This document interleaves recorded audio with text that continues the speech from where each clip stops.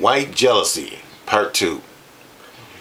You know, white people, they, throughout history, they've tried so hard to keep the blacks from learning about their own history. Nowadays, you hear a lot of white people say that, let's talk about Egypt for a second. White people, for some reason, they don't want you to believe that Egypt have anything to do with black history, okay?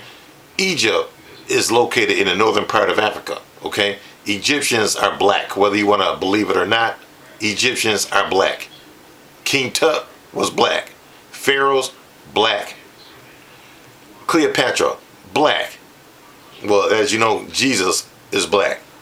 White people don't want you to know that. If you can argue with one white person right now, you tell them that Egyptians are black, they'll say, no, they're not. There's a lot of white people there that are Egyptian. Okay, we're not talking about the pigmentation of the skin. We're talking about original history. Okay, for some reason, white people want to think that we came from slaves. No, we did not come from slavery. We were put into slavery. Okay, blacks came from kings and queens. Now, if you look at white history, all you find is crime and murder. You don't find much good in white history books, or should I say American history books.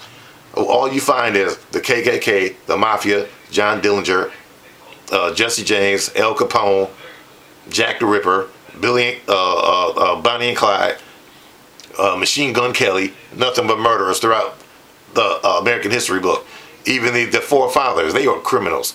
The forefathers were rapists who was raping the slaves. If that's not a crime, I don't know what is. But they don't want you to, but they talk about the forefathers like they're such great people that we need to follow everything that the forefathers did. Everything that's written in the Constitution were written by great white men with such dignity and respect and class, and it's a bunch of garbage. I look at the forefathers like four criminals. That's how I look at them. And I don't believe too much of anything I've read in the past in American history books. I've found my own information. You read things written by black historians, you usually get the truth. All that ties into white jealousy. White people's hatred for the black man stems from jealousy, okay? Hatred doesn't just fall out of the air, okay? It stems from something, okay? Hatred stems from jealousy. The white man, they don't like the fact that blacks are the superior race. They don't like the fact we have the strongest genes. They don't like the fact we have the only race with variation of color. They don't like the fact we are the most talented people on the planet. And that's evident as when anytime a black star dies, who do the media talk about the most when they die? Black people.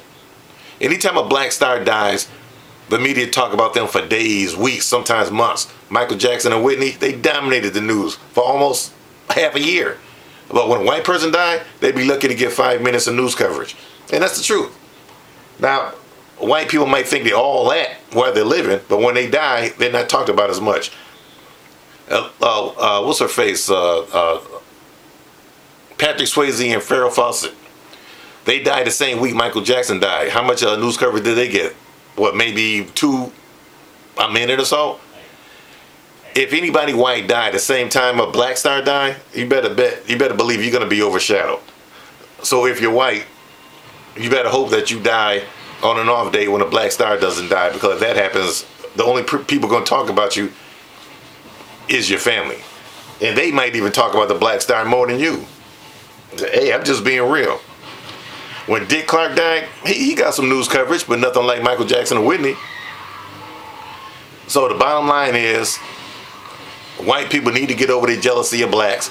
I don't see that happening no time soon, though. But I guess the only thing that can help you is Jesus.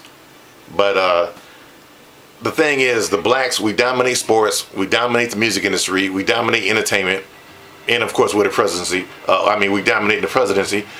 He was reelected, and we're supposed to be the smallest race in the country. And in spite of that, we still are considered, well, I'll put it to you like this. We have the most influential people in the world. Everybody try to be black.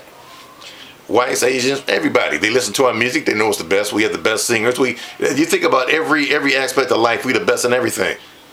We best singers, best athletes, they're all black. Richard Pryor's the best comedian. Nobody will ever top him. Ali, best boxer. And it goes on and on and on. We have a lot of black inventors, which they don't like to acknowledge. But who do you think invented the iron and everything you use in your house? They were invented by the slaves, but of course they were not given credit for that. It just goes on and on and on.